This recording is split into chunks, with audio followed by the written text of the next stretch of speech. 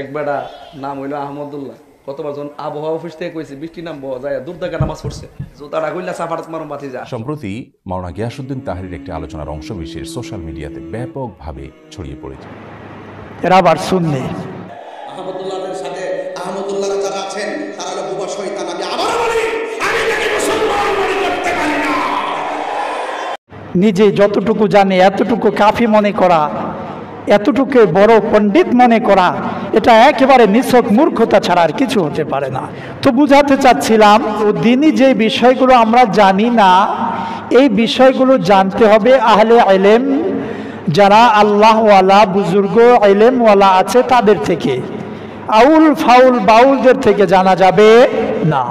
আল্লাহর দনরা সুলকে দিয়া গেলেন আল্লাহ গায়ের হইয়া, রাসূলের ধন খাজা পাইয়া শুইয়া আছে আজমিরে, কেউ ফিরে না খালি হাতে।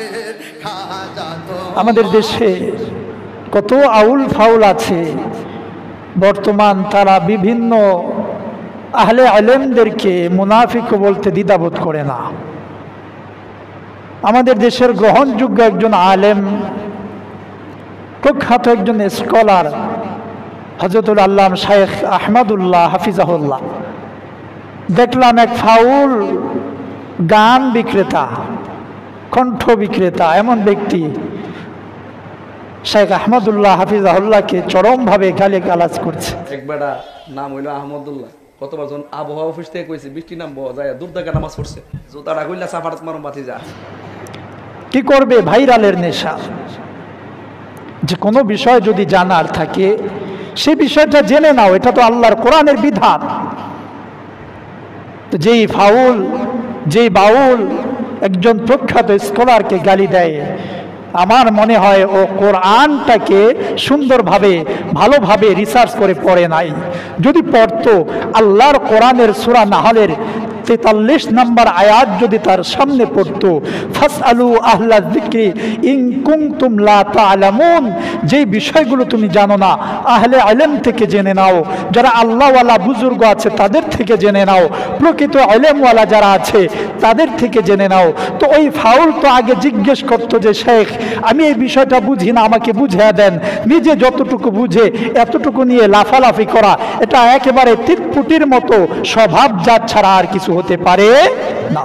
তো বলছিলাম, রব্বুল আলামিন সূরা নাহলের 43 নম্বর আয়াতের মধ্যে বলেন, ফাসআলু আহলা যিকরি ইন কুনতুম লা তা'লামুন, যেই বিষয় তোমরা জানো না সেটা আহলে ইলমদের থেকে জেনে নাও। তুই যেই ফাউল বক্তা, যে ফাউল ব্যক্তি একজন প্রখ্যাত স্কলারকে গালি দেয়, এই বিষয়ে সে জানে না, এ ব্যক্তি মুনাফিক, মানুষের টাকা খায়। আচ্ছা বলেন, ওটা কি রসুলের আদর্শ হতে পারে? জোরে বলেন, এটা কি আল্লাহর কোরআনের শিক্ষা হতে পারে? তুই নাস্তিকের বিরুদ্ধে একটা কথা বলতে পারো না। বড় বড় জবান খুলে বলে আমাদের কোনো বিপদ নাই। কেন? বলে আমরা ওলি আল্লাহরে ভালোবাসি। বদমাশ, ওলি আল্লাহরে ভালোবাসে তো শাহজালাল ইয়ামিন রহমাতুল্লাহ আলাইহির উত্তরসূরি হলে তো এই জমিনে আল্লাহর দ্বীন প্রতিষ্ঠা করার জন্য সর্বপ্রথম আন্দোলনে নামার কথা, পূবের মতো ব্যক্তিদের রাজপথে থাকার কথা। কিন্তু তোরা তো মাজার পূজা, ব্যক্তি পূজা নিয়ে সব সময় বসে থাকিস। ফাইজলামের একটা লিমিট থাকা উচিত। শেখ আহমদুল্লাহ হাফিজাহুল্লাহ তো এরপরে আল্লামা মামুনুল হক মুক্তি পাওয়ার পরেও ব্যঙ্গ। 3 বছর যিনি পরিবার পরিজনকে ছেড়ে জালিমের জিন্দানখানায় বন্দী ছিলেন, এমন একজন মাজলুম আলিমদের বিপক্ষে যাওয়া, আবার তাকে কটাক্ষ করা, আচ্ছা বলেন এটা কি কোনো আহলে ইলমের কাজ হতে পারে? আহলে ইলমের কাজ হতে পারে?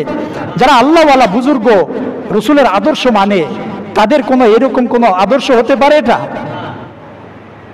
এরা আবার সুন্নি। মুহতারাম হাজরিন, বুঝাইতে চাচ্ছিলাম, যে বিষয় আমি জানি না এটা জাননেওয়ালা ব্যক্তিদের থেকে জেনে নেওয়া, এটা ইসলামের শিক্ষা, আল্লাহর শিক্ষা, রসুলের শিক্ষা।